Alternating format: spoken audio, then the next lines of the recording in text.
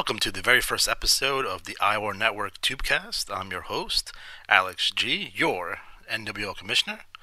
Today we're going to talk about some of the basics of the IWA, and with me today is Matt Riley. So Matt, tell us about the IWA. People often ask, it's one of those things, you say to someone, oh, I play the IWA. And they go, well, what is the IWA? The IWA is kind of a combination of fantasy sports / pro wrestling / Dungeons and Dragons / RPG. It's a chance for you to create a pro wrestler, if you will, in this fantasy environment where you get to, have a chance to win a real belt. And this game goes back to 1985. It's been around for 30 years. And you think about that, that's a long time. Absolutely. A lot of players. There was actually some pro wrestlers that have played this game. And in this podcast, we're just going to talk about kind of what the IWA is. So if you're kind of on the fence, if you're curious, this will give you an idea of kind of how the basic game works. All right, awesome. So I'm a rookie. So say I'm a rookie. Yep. And how do the matches work? How are the matches determined? Well, I always try to make an example of this. If you think of, if you play a video game, right, and you have a move that does, 20 points of damage. Okay, so you might use that move. Then you have a move that does 50 points of damage. You want to use that move. Well, in the game, they have 90 moves. And the first 60 are considered your setup holds, if you will, or your regular holds. And then your last set are your, 61 to 90.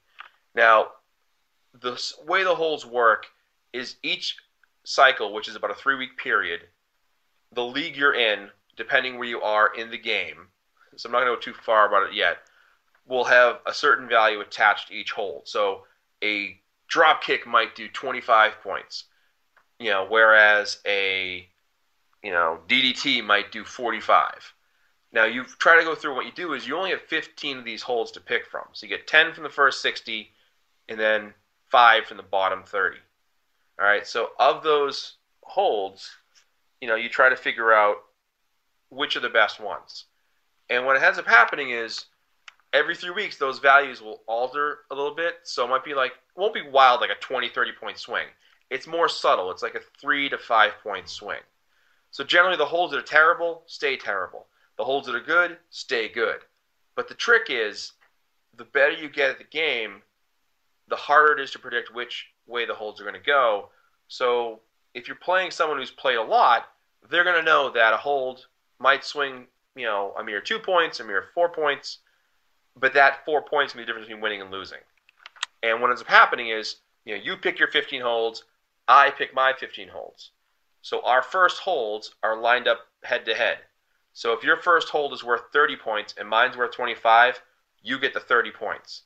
If my second hold is worth 30 points and yours is worth 27, I get the 30 points. So the higher point goes to the player, and over the 15 holds, whatever you score is added up, and then you compare it to the other person's score. And if you will have more points than them at the end of the match, you win. Or if you win, 5 holds in a row, it's an automatic win for you at that point, right? Right. Yeah. So if you have a certain number of holds in a row, you win automatically. And it's a matter of really paying attention to what the drops are. And what we're going to do is we're going to just kind of give you right here a basic overview. In future podcasts, we're going to talk about the holds, how they work, being better at predicting them or trying to guess your way to the top, it sounds crazy, but there's a certain element of the thrill of gambling / risk-taking when you try to pick a hold. There is a strategy in picking strategies. Right. But this game was created in 1985 by a man named John Bruning. And he was a wrestling fan. He was a creative writer. He was a creative guy. And he made this game for fun and then turned it into a play-by-mail wrestling game. And you might say to yourself, play-by-mail? I know. In an era of internet and instant satisfaction, this game is a little more old-fashioned in the sense that you got to kind of wait for your opportunity to see the results. But it builds up the suspense. And it's a thrill to, see the results, see how you did. And what's nice about it is you can actually win a real belt. So, You might see those guys on TV with belts, and it won't be a belt quite like the WWE belt, but it's pretty damn nice to have a belt and be like, hey, I won this. So there are kind of some basic concepts to the game itself. You have, a wrestler's name, height, weight, their finishing move. So you can make your own custom finishing move. So if you're a big fan of Mr. Perfect, you like the Perfect Plex, you can use that move, and it doesn't necessarily have to be a move you have tied to your holds. You could or could not. But it's more about the fun you have with creating the character. Because what it lets you do, too, is you think called trash talk, where every issue, every episode, if you will, you can submit a promo for your wrestler. You can call somebody out. You can challenge someone to a feud. Get creative. Tell us who your wrestler is. Sneak attacks, getting into some kind of altercation. Right. There's all with different directions you can go with this.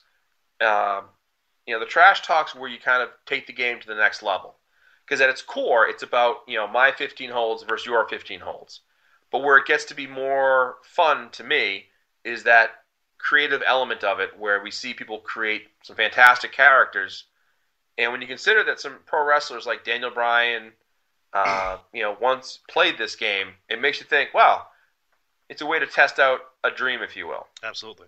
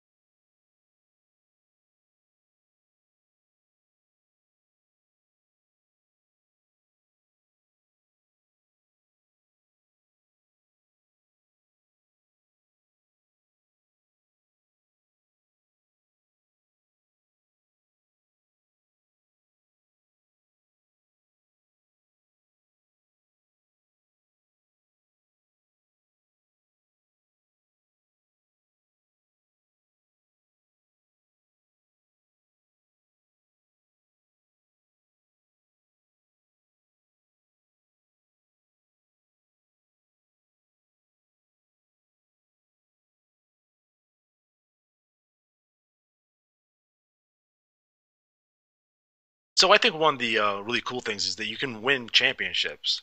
The IWA does have many championships you can win, and Matt's going to go into all of them.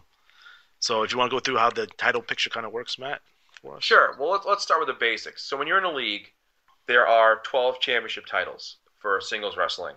You have your league champion, your TV champion, you have 10 regional champions. Then you have, of course, tag team, TV tag, six-man, TV6.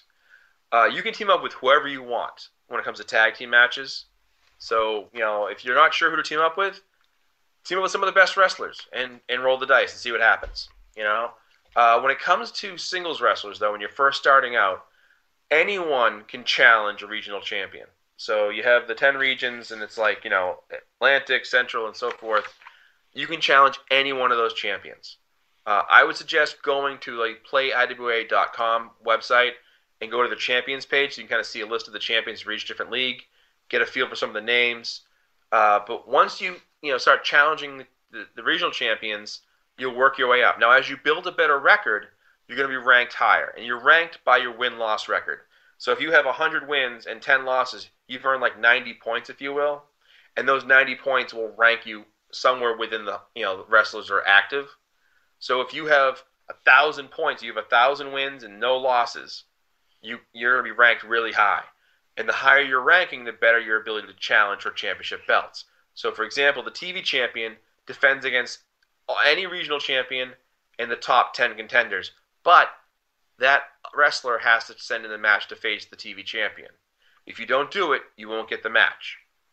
The top 5 contenders, it's usually the top 5 records in a league, will be eligible to face the league champion.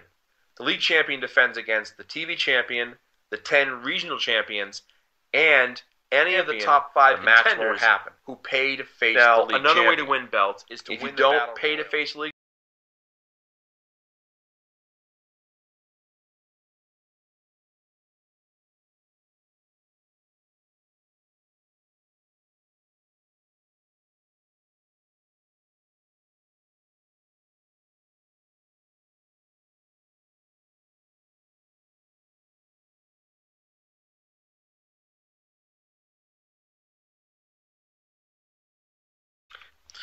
And Matt, how do you win the IWA World Heavyweight Championship? Okay, so what the IWA has, keep in mind, when you're in one league, you're in the NWL, you're thinking, okay, it's a pretty big league. There's about 80, 90 active wrestlers. There's 120 to 200 cards, lots of action. Well, keep in mind, the IWA is comprised of over 65 leagues. Now, they're all not as active as the NWL, but they're all full of people competing for titles. So when it comes to the league champions, every league champion in the IWA competes in different federations. So the NWL is in the Gold Federation, and there are about 13 leagues in the Gold Federation right now. So those 13 champions, every episode or every cycle, will go head-to-head, and whoever has the best strategy, the highest score, will become the Gold Federation champion. So you have 6 federations. So those 6 federation champions go head-to-head, and whoever has the best overall score will become the IWA World Champion for that episode or that cycle. So over the year, there are 17 cycles in a year, roughly, sometimes more, sometimes less, depending on the way the year falls. So you could have 17 different world champions, IWA champions. So to win that belt means you have to win a regional or a TV or be in the top 5 ranking, then challenge the league champion, beat the league champion, then beat all the other champions in your federation, and then you beat all the other federation champions, and then you are the IWA champion. And that's how you get your belt, correct? Damn right. All right, awesome. Fun note, it only took me 27 years to do it. You don't discourage anyone now. No, but you just stick to it. Yeah, absolutely. It's definitely a process. One thing I will say this. There are people that I mentored in this business, if you will, this game, and 3 of the people I mentored earlier in their careers won the World IWA Championship shortly thereafter. Nice. Where it took me 27 years.